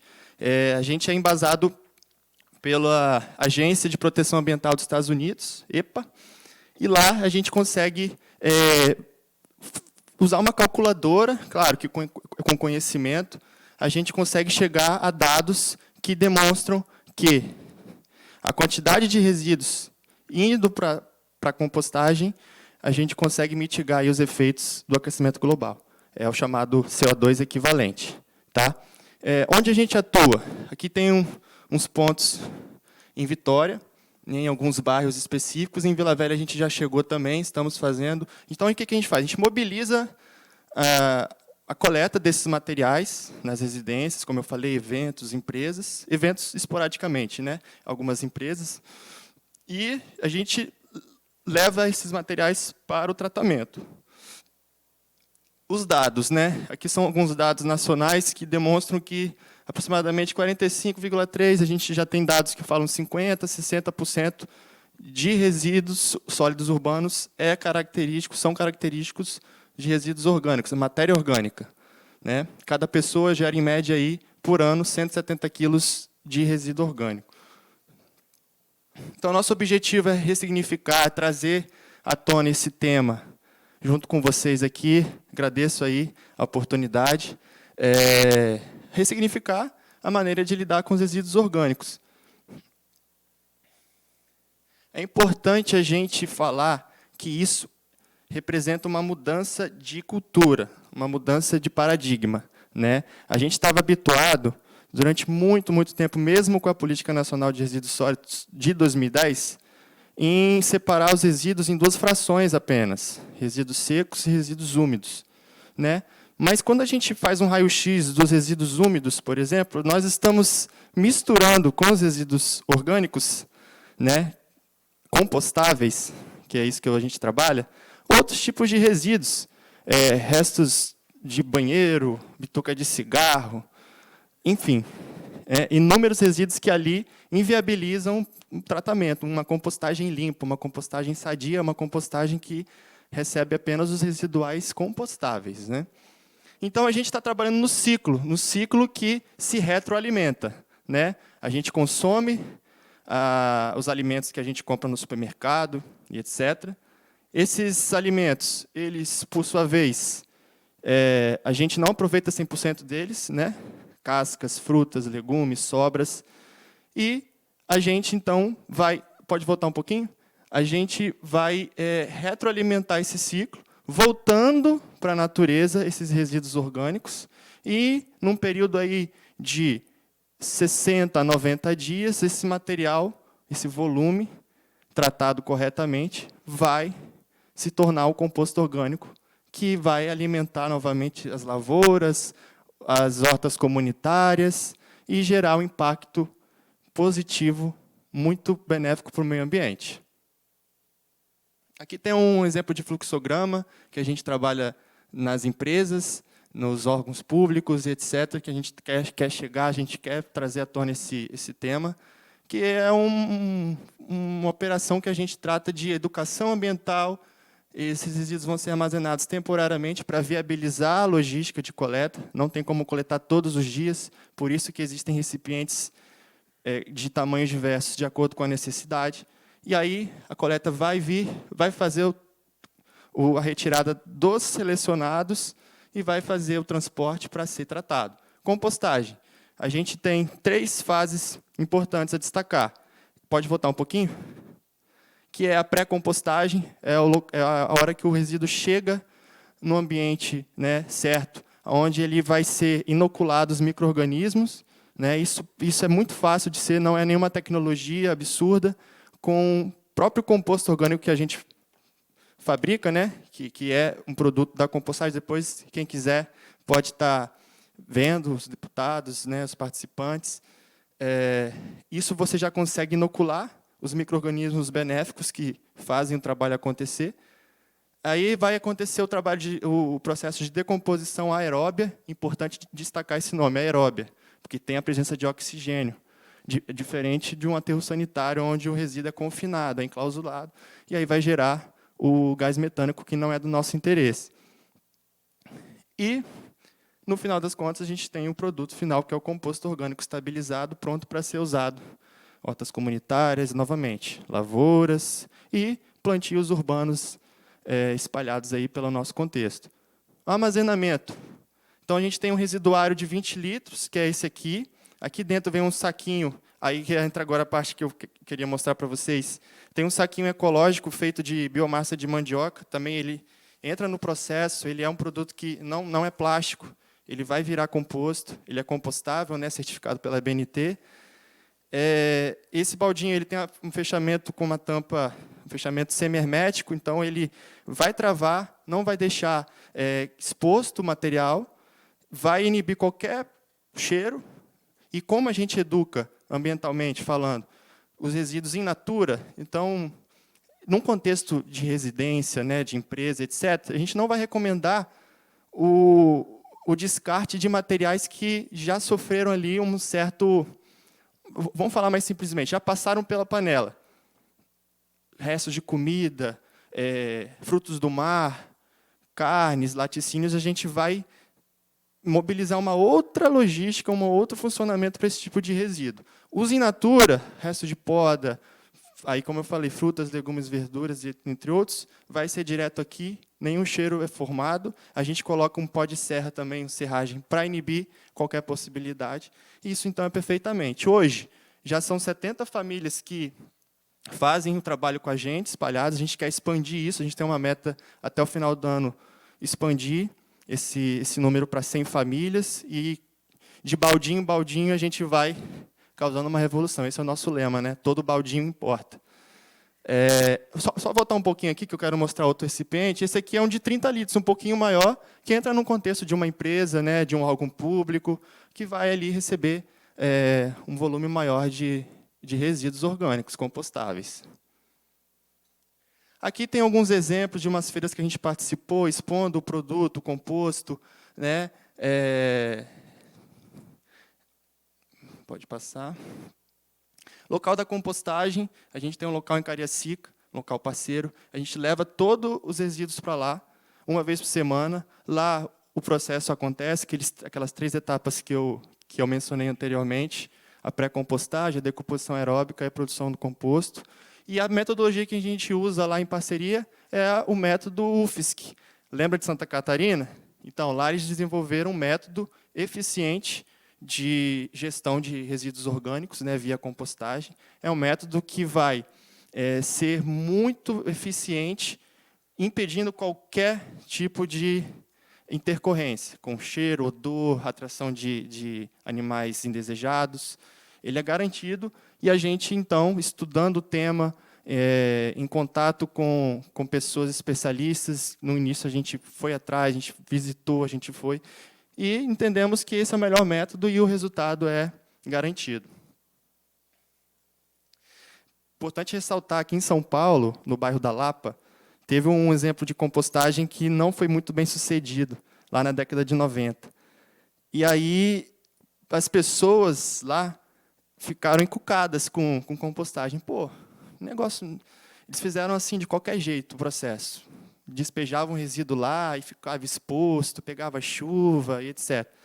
E lá, em vez de solucionar um problema, de gerar um impacto positivo, gerou poluição, gerou uma coisa muito ruim lá para o local. E aí, São Paulo conviveu com isso até 2000, mais ou menos, a década de 2000 virada, que aí começaram a vir essas empresas, né, essas metodologias, esses estudos começaram a chegar, etc., e viram que realmente, então, São Paulo hoje, 2023, é uma referência também, junto com o Rio de Janeiro e Santa Catarina. Políticas públicas, projetos, empresas que fazem esse movimento acontecer no contexto urbano. Aqui, nesse slide anterior, temos alguns exemplos, só voltar um para trás, uns exemplos de situações que a gente foi expor também, né, o projeto. A gente fez uma palestra na SEAMA, no ano passado, muito importante também no contexto de um projeto lá, local, sobre separação de resíduos em loco, né? E aí a gente trouxe o tema da compostagem, foi muito bem recebido, e hoje a gente quer também voltar a fazer contato com a Secretaria Estadual de Meio Ambiente, que a gente sabe e entende que eles podem apoiar muito esse trabalho, né? Algumas empresas parceiras que fazem um trabalho, gente, é incrível, né? A empresa não precisa ser uma grande geradora de resíduo. Quando a gente pensa em coletar material, a gente pensa restaurante, etc. Não, existem empresas que é uma empresa de vestuário que internamente ali na sua rotina de trabalho, no seu escritório, quer ter a separação correta, quer mostrar que está fazendo a coisa certa e realmente fazem, né? Como é o caso dessas duas aí que a gente trouxe. E aí eu faço um convite, não sei como é que está o tempo aí, 29 segundos, é isso? Faço um convite para a gente compostar junto, né? Pode passar o slide. E aí eu gosto de fechar com essa frase aqui, que o futuro é compostável, né? Uma frase da Associação Brasileira de Compostagem. Muito obrigado a todos, me coloco à disposição aqui dessa plenária.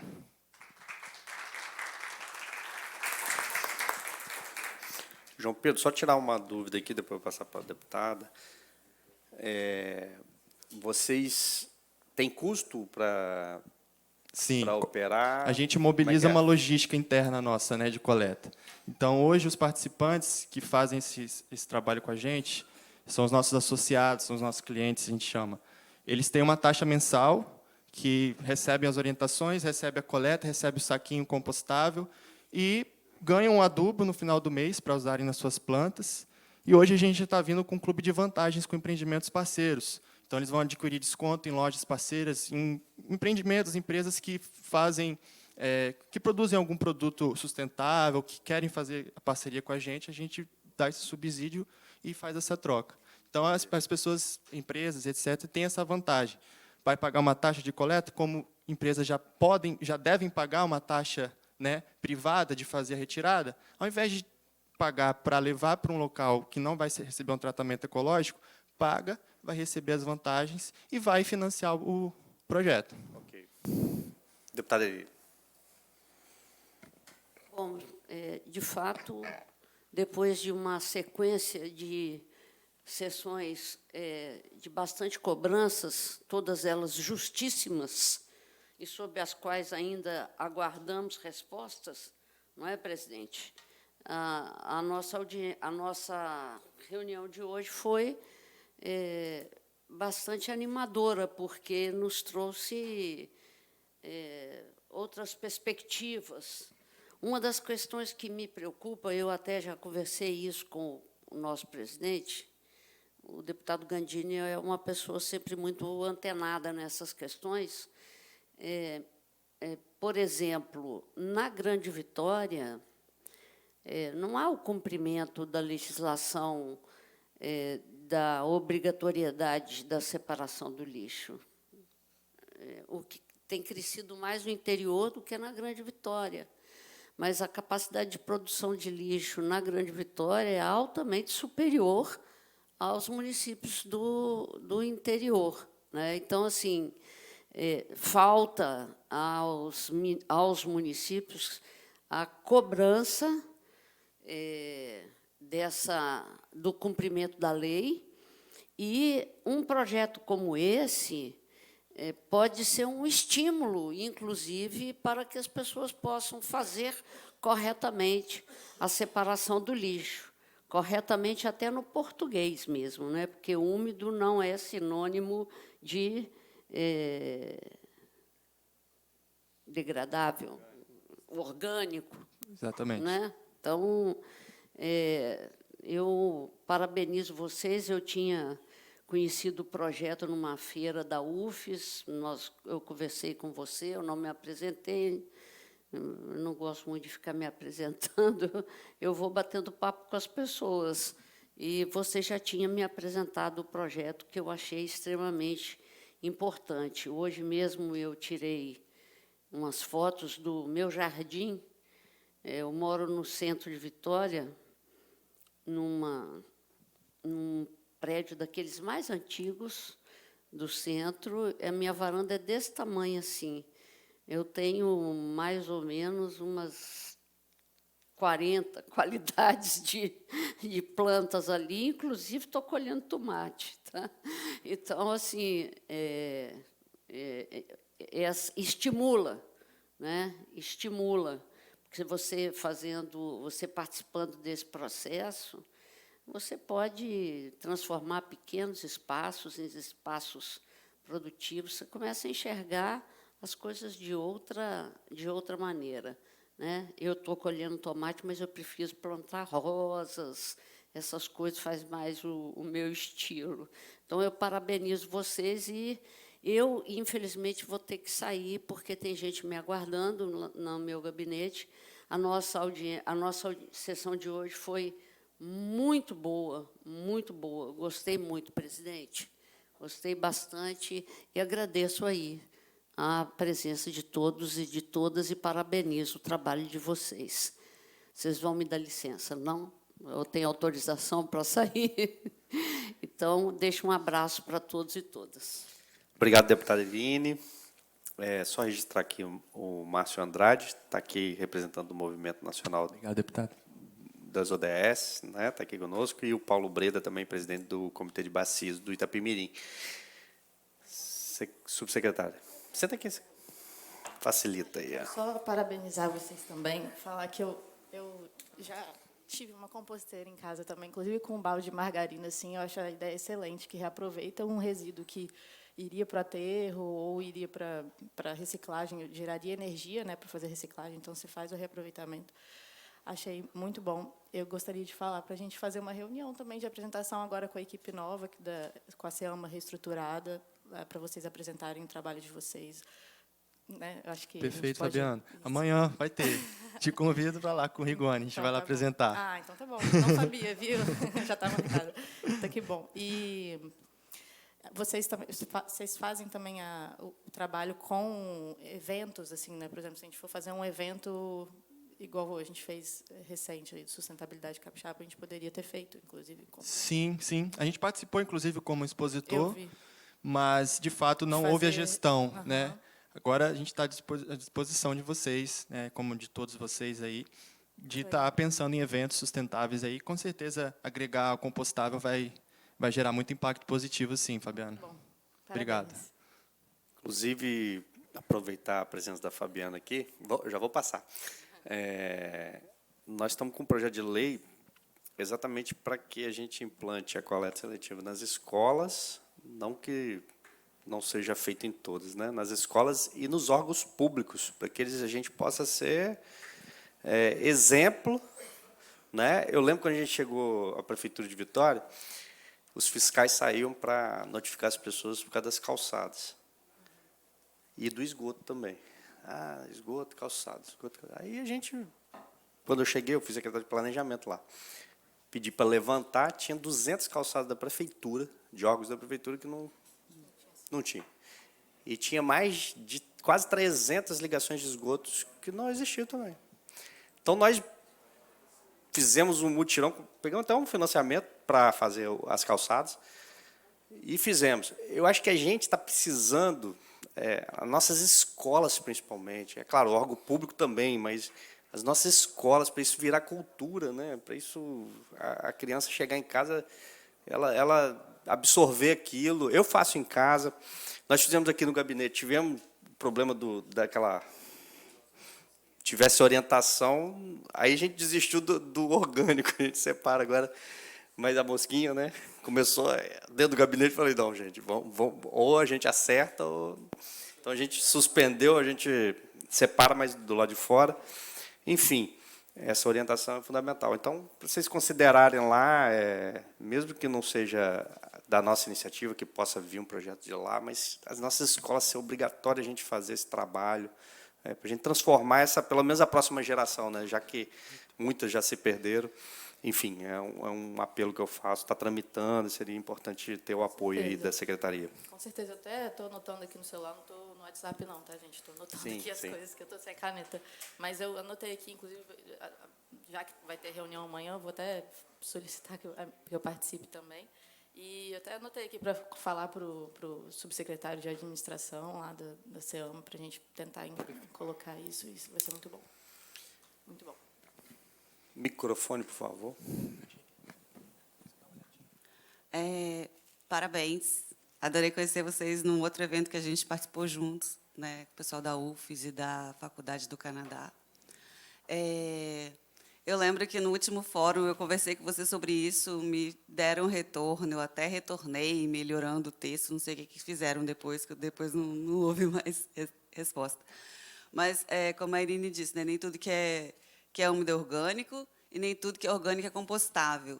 Então, nessa questão aí que vocês compostam só o material cru, o que não é cozido, nem resto de carne, tem aquela questão de você colocar resíduo de limão também, sim, dizem que dá ruim na compostagem, por causa da acidez, enfim, etc. No caso, esses outros resíduos orgânicos que eles não são compostáveis, no caso, pelo folha, vocês têm alguma solução para eles ou, infelizmente, eles vão com os demais úmidos, por enquanto, espero que com o tempo isso acabe também para o aterro? Agradeço a sua pergunta. Muito importante, por sinal. A gente faz a compostagem, sim, desses materiais que já sofreram ali um certo tipo de decomposição ali, né, sobras de alimentos que já foram processados, né, etc. A gente recomenda, no âmbito residencial, etc., de não colocar diretamente no baldinho, porque esse material vai ficar 1 semana ou 15 dias dentro da residência da pessoa. Depende do tamanho da demanda, né, dessa família. O que a gente recomenda se a pessoa gera realmente esses resíduos, que a gente sabe que não deve gerar, né, sobra de comida, desperdício. Mas se gera ainda, a gente pode tratar, a gente pede para estar refrigerando esse material. Então, hoje, algumas pessoas participantes fazem questão de estarem colocando esses materiais dentro do baldinho, e aí eles refrigeram ou congelam, aí no dia da coleta eles colocam dentro, e aí a gente leva para o espaço. Não tem nenhum contratempo com cítricos, né, cascas de limão, laranja, muito pelo contrário, são excelentes, são materiais excelentes. Num contexto de minhocário, onde se utiliza minhocas para fazer o processo, realmente elas são um pouquinho mais criteriosas, elas não gostam e acabam fugindo da composteira, etc. Como aqui não é uma composteira e não tem minhocas, nosso processo é feito prioritariamente por bactérias e fungos do bem, a gente pode colocar à vontade. Tá bom? Mais alguém? Não? Então, eu vou agradecer muito a participação de todos. Eu acho que foi uma tarde de inspiração, né, também. A gente percebe que todos que lidam com essa área têm algo mais do que somente uma atividade, né? Você tem uma paixão, tem a vontade de ver as coisas modificarem, ver as coisas mudarem para melhor, né? Ver o compromisso de viver em sociedade também. Então, assim, obrigado, a gente, a minha atribuição como deputado me permite dizer obrigado em nome do Estado do Espírito Santo, né? A gente é uma Câmara que representa as pessoas. Obrigado em nome do Estado do Espírito Santo por estarem contribuindo de forma tão relevante para a gente viver em sociedade. Então, essa era a nossa reunião de hoje. Na próxima, a gente volta com a escalação normal de água, ar e floresta. A gente está fazendo uma discussão importante, tanto de água, cobrando aí os investimentos até 2033. Então, a gente tem que ver o plano de investimento de cada das empresas de saneamento municipais. Então, a gente está fazendo esse trabalho muito forte, cobrando aqui CESAM, cobrando SAAS, cobrando... a gente vai ter essa conversa com a BRK na próxima reunião, nas próximas reuniões. Estamos discutindo comitê de bacias, inclusive a Jéssica colocou à disposição de fazer uma discussão importante aqui, mostrar o relatório. A gente sabe que precisa avançar muito ainda na questão dos comitês de bacias, estamos aqui alguns representantes. Na parte do ar, nosso compromisso é ter essa legislação de qualidade do ar no Estado do Espírito Santo. Estamos numa fase final de conversa com o governo do Estado para o envio do projeto, e esse mês a gente vai dar um passo importante ouvindo todos os atores. E na parte florestal, fizemos até uma visita recentemente, né, no batalhão ambiental, e aí a secretaria também pode ser importante para isso. Eles estão solicitando, o batalhão ambiental, solicitando um equipamento que, na realidade, já existe algumas... O governo federal tem disponibilizado, mas ele não dá em tempo real os desmatamentos. Então, parece que com um recurso que você paga a essa empresa que faz essa análise, você consegue reduzir isso de 30 dias para 2 dias. Então, você consegue pegar um infrator, às vezes, cometendo crime. Isso seria um avanço importante para a gente, nessa área especificamente florestal, que nós estamos sofrendo, né? A pandemia, engraçado, né? A pandemia levou as pessoas a quererem, né, ir para o interior, para casas, tal, mas isso gerou também um processo de degradação também, né? A gente tem um processo aí das pessoas quererem abrir as áreas, fazerem condomínios, né? E às vezes áreas que não são permitidas. Nós não temos nada contra condomínio, né, contra o interior se desenvolver, mas em locais permitidos, né? Então, é outra ação. Então, nessas 3 frentes e bons exemplos como os de hoje. Então, agradeço a todos vocês. Obrigado. Estão convidados sempre para as reuniões que são de 15 em 15 dias aqui. Está encerrada a presente sessão. Obrigado. Boa tarde a todos.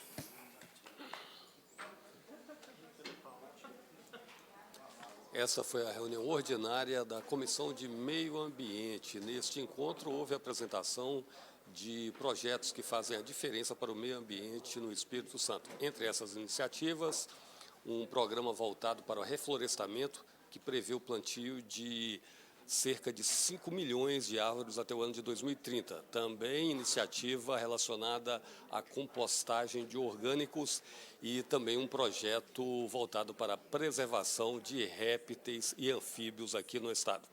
A reunião foi presidida pelo deputado Gandini. Continue com a programação da TV Alice.